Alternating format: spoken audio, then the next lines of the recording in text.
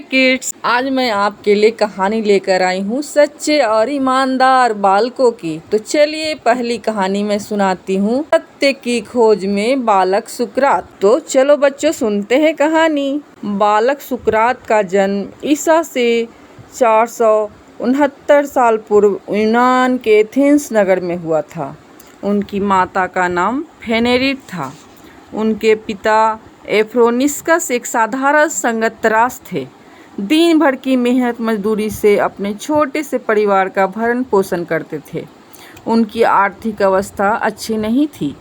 बालक सुकरात ने कुछ दिनों तक विद्यालय और व्यायामशाला में निःशुल्क शिक्षा प्राप्त की।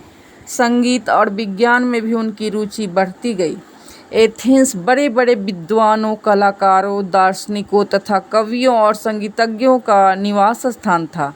बालक सुकरात उनके संपर्क में रहना अधिक पसंद करते थे, इसलिए वे दिन में प्रातः से संध्या तक उनके दरवाज़ों पर कई चक्कर लगाया करते थे। उनके कुरूप शरीर, चिपटी नाक, बड़े नथुने, भद्दे मुख और बड़ी बड़ी आँखों से लोग अनायास प्रभावित हो जाते थे। यद्यपि वे गरीब होने के नाते छिथरे पहनकर नंगे पांव सारे नगर में घूमा करते थे, तो भी उनकी प्रखर प्रतिभा, दार्शनिक गंभीरता और जिज्ञासा बाल सुलभ चपलता में छिपी नहीं रह पाती थी। लोग उनकी ओर धीरे धीरे आकृष्ट होने ही लगे। बालक सुकरात बड़े सरल और प्रेमी स्वभाव के थे। गरीबी के कारण भूखे रहने पर मित्रों के निवास स्थान पर भोजन कर लेने में वे तनिक भी संकोच नहीं करते थे।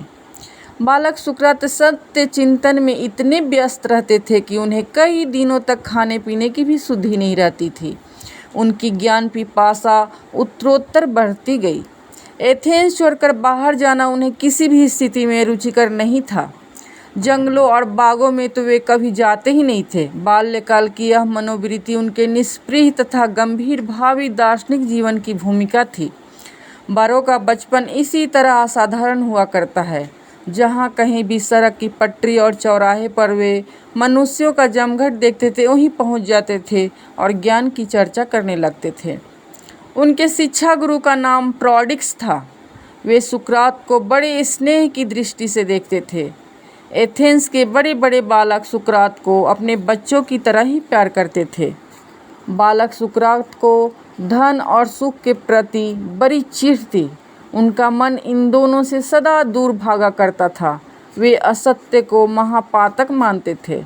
दूसरे का अहित चिंतन सुकरात की दृष्टि में बड़ा भारी अपराध था। उन्हें अपने बाल्यकाल में ऐसा लगा कि परमात्मा ने उन्हें किसी देव कार्य के पवित्र संपादन के लिए ही धरती पर भेजा है। निसंदेह वह देव कार्य सत्य का अनुशीलन ही था। वे स्वभाव से ही धार्मिक प्रवृत्ति के बालक थे। उन्होंने अपनी अंतरात्मा के प्रतिकूल कोई कार्य नहीं किया। एक बार वे सड़क पर खड़े खड़े प्रातः काल से शाम तक कुछ सोचते रहे। रात में भी अविराम गति से यही काम चलता रहा। लोग उनसे कुछ दूर चटाई बिछाकर लेट गए और यह देखते रहे कि यह सोचना कब बंद होगा।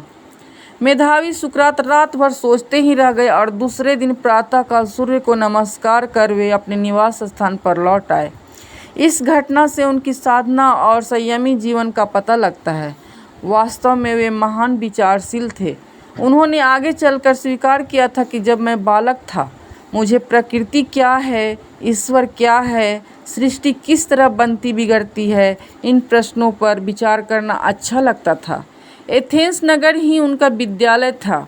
उसके चलते फिरते जीव उनके शिक्षक थे। उनका बाल्य जीवन कितना हृदयग्राही और उत्साहवर्धक है, अपने आप को जानो, यही उनके जीवन का महान ध्येय था। तो बच्चों, आपको सुकरात की कहानी कैसी लगी, आप कमेंट करके हमें बताएं और ऐसे ही अच्छी अच्छी वीर बहादुरों की कहानी सुनने के लिए मेरे चैनल को सब्सक्राइब करें। Thanks for watching.